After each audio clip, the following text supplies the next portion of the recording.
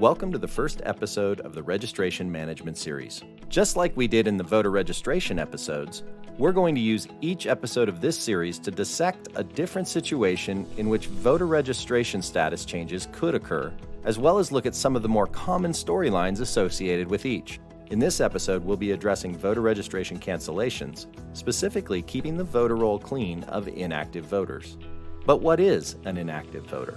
If you remember our voting process timeline, you'll recall that in order to vote, you must both request and return a ballot. When you do so, you are marked as having participated in that election.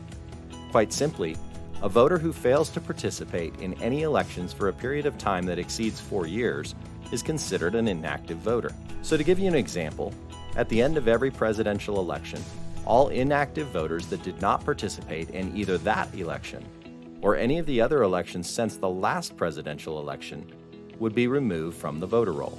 This ensures that even if a person, for example, moves out of the country and is no longer a citizen, their name does not stay unnecessarily on the voter registration list. This process used to only occur following presidential elections.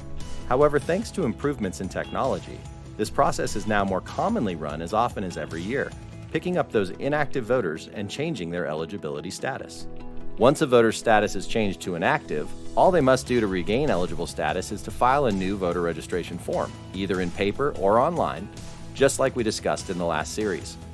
There's no penalty for being deactivated for inactivity. So if you're unsure when you last voted, or if you would like to ensure that you're still a registered voter while helping to prevent voter fraud, contact your county clerk or visit voteidaho.gov to review your voter information. Once you're able to confirm your voter information is up to date and that you are eligible and an active voter, the next best thing to do is to actively participate in your local voting process. Your voting activity will help to ensure that we can keep the voter roll clean, and most importantly, your vote matters in every election, not just the big ones. If you're not registered, you'll want to jump back to our previous series, Voter Registration, for instructions on how to complete that important step.